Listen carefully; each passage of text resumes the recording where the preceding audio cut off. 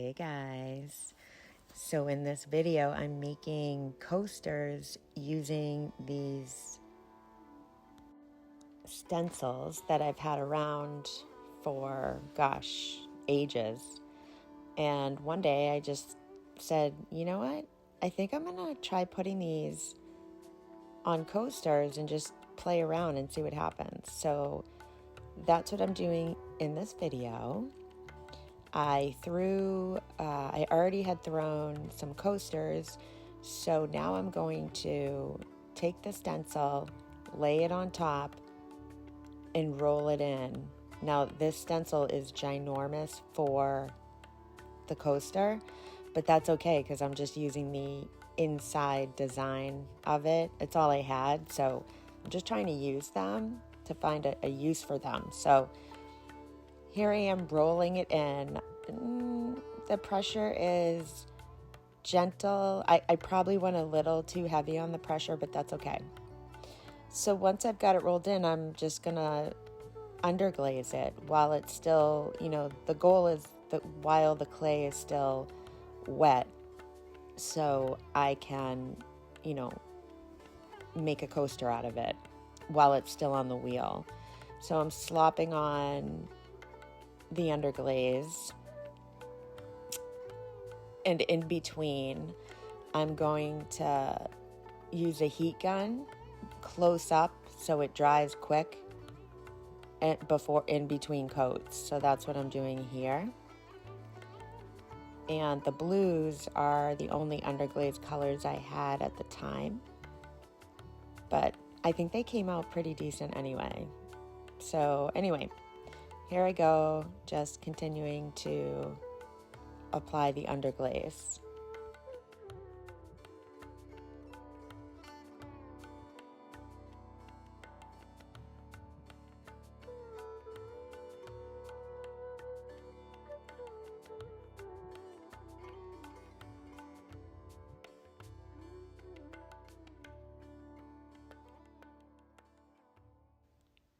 Now it's the big reveal. I'm gently, ever so gently, pulling it back, and I'm keeping it low as I peel it back. And there it is. The design, it's so cool because the stencils allow for an ever so slightly raised design. So it's not too raised, but it's there. So now I'm going in and just trying to get underneath the rim of the coaster so I can get my finger in there to lift it up to make sort of like a raised rim to get the coaster effect. So that's what I'm doing in this clip. I use my pinky because it's my smallest finger, and the goal is to kind of push in to the very bottom of the coaster where it hits the wheel and push in at that point, because that will raise the height without altering the rim. So that's what I'm doing here, and that's because obviously you'd ruin the design if you touch it in any way because the clay is still wet.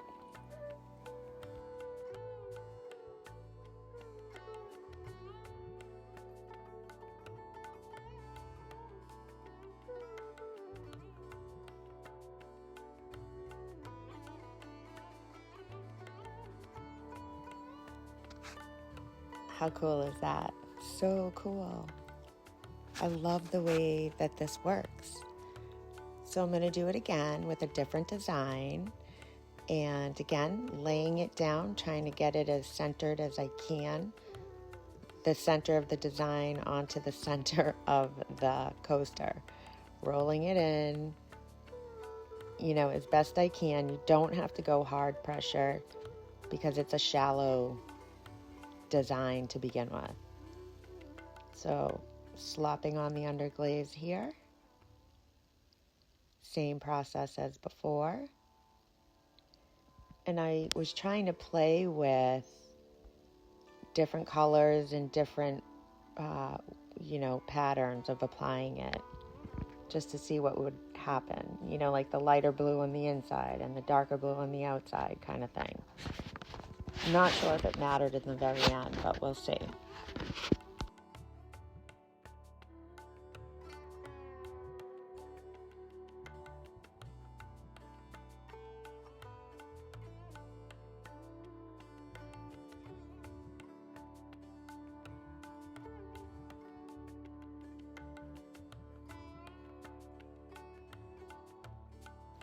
Side note, if you don't have a heat gun, you can try using a hair dryer.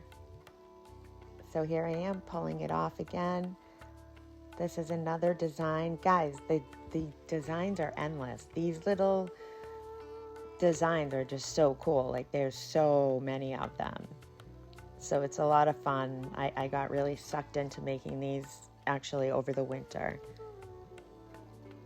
So here I am making the rim again. I fast forwarded this process because it took a little while. But there's my pinky going in, pushing it up. And now I'm just going to tighten up the rim at the top to smooth it out.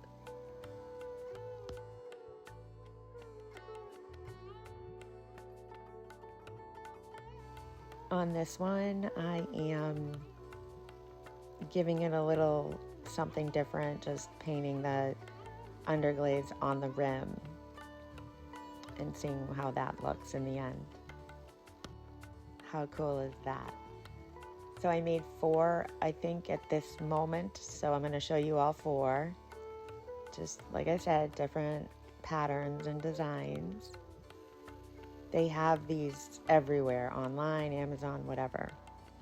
So I'm trimming these, and I wet the wheel when I trim them because I want it to stick. And I'm tap centering the coaster. This is also, I can avoid having to use wads of clay to hold it down. So if you put water on the wheel, not a lot, just like dampen it, tap center it, like I just did, and then once I've got it centered, I use my finger and put pressure at the bottom there to seal it to the wheel, and it won't go anywhere. It's now secured and I can trim. So I'm trimming these, the outside first. I've got my little trimming tool that's new. It's a smaller one. And I'm just kind of shaping the outside. And now I do things sometimes a little backwards, the way that I, trim or whatever. You do what works for you. So, okay, in this clip I'm doing the inside as well, cleaning up the inside, taking out a good amount of clay, and then using another tool to kind of smooth out any marks that I made with the first tool as I took out a lot of clay. I wanted to hollow out the back side because I want to be able to glaze it. So that's why I'm trimming them this way. Otherwise, honestly, like, they don't really even need a foot. But again, I wanted to glaze the underside, so it's nice and sealed as a coaster.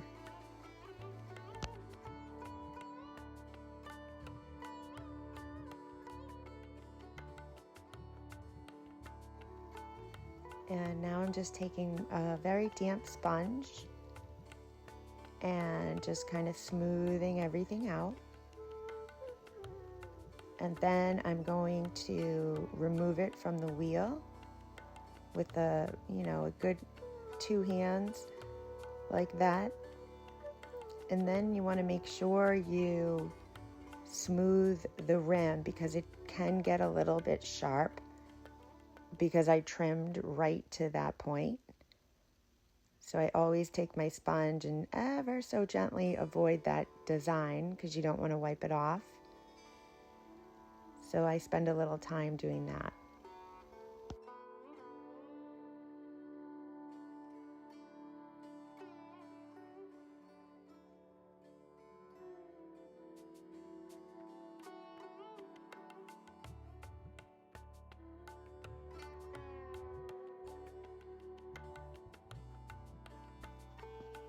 So this is the last one, and then in the next clip, I am going to show you the final results. So this clip here is from my last kiln unloading, and look at that. It's just, I think they're so cool, and they're so easy and fun to make. The designs are endless. You can use a variety of colors of underglaze and get super creative. I just love it. And the design, the imprint isn't super raised. It's very subtle, yet it's there, which is nice for a flat surface. And they stack nicely. I just think they're so cool. Do I love that color combo? Not so much, but that's okay. It's all I had, and these were great as a first experiment. So anyway, so curious what you guys think. Do you like them? And let me know in the comments. And thank you for watching, and I will see you next time. Bye.